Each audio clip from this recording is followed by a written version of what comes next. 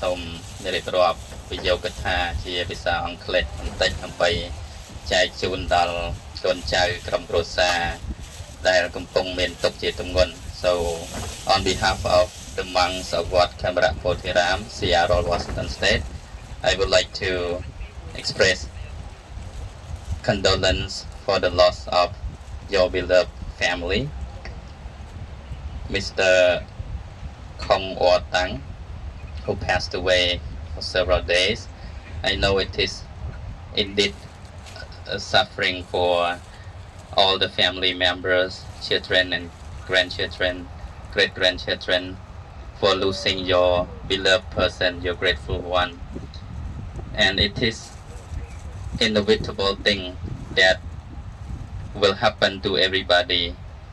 All of us cannot get away from this reality, as it is the nature of life, where there is birth, there is death, where there is coming, there is going, where there is meeting, there is departing. Such is the nature of our existence. No matter how painful we are right now, we have to learn to let go of the past as we acknowledge the present every moment, because we know that we have to accept this reality. And also in the teaching of the Buddha, he expounded there are three kinds of universal marks of existence, which is common to everyone, which is common to every life which exists on this universe. First thing is the nature of impermanence, the nature of changing reality. Nothing lasts forever. Each and every moment bring us closer to the graveyard. Each and every moment things does not stay the same. So where there is arising, there is disappearing. This is the nature of every living things on this universe. And this that is called anicca in Buddhism.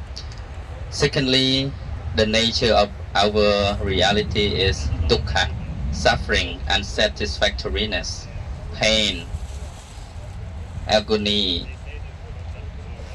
depress, stress, everything which is unsatisfied, and that is also happen to everyone in this universe without exception. And the third one called anatta, non-self, or somewhat which is not under our control. We cannot control the way we want it to be. We don't want to die, but finally we have to die. We don't want to get away or depart from our beloved family, but depends on situation, we have to go away from our family. Whatever we want, we will not always get it, and whatever we don't want, sometimes we have to face it. So life is about up and down. It's about happiness and suffering. It's about meeting and departing. This is the nature of the universe. So the Buddha also acknowledged this reality that happens to everybody.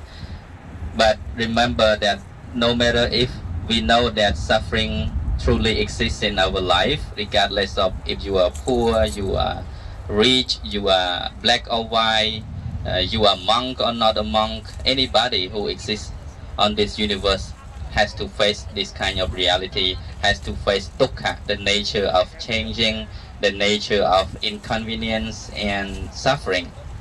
So that is why learning to accept reality this is very important for us, to learn to let go of the past, so that we stay courageous, we stay hopeful to work hard for the sake of our liberation from suffering.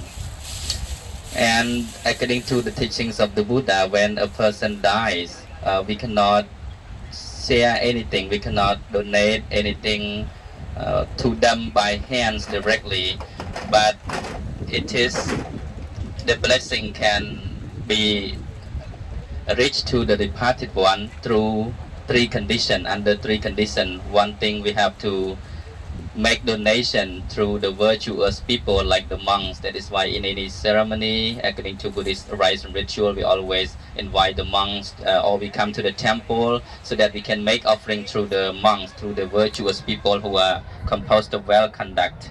and so that the offering, the donation that made with the monk will bring great benefit. With that great benefit, we can dedicate and share to our departed relatives. This is the second important condition. And the other thing is that after having done good deed, after having collected meritorious deed, we have to dedicate to them, to our departed one, either calling their name directly, for example, by the power of good deeds that we have been doing for these several days. May this merit be accrued, be achieved to father or grandfather Kong or Tang who has passed away. May he receive all the blessing. May he be reborn in a blissful existence. This is the way in which we can dedicate merit to the departed one according to what the Buddha taught. And finally, the third one, the departed one has to be rejoiced in the merit that being dedicated to them. So under the three conditions, the departed relative will gain the blessing and receive the merit that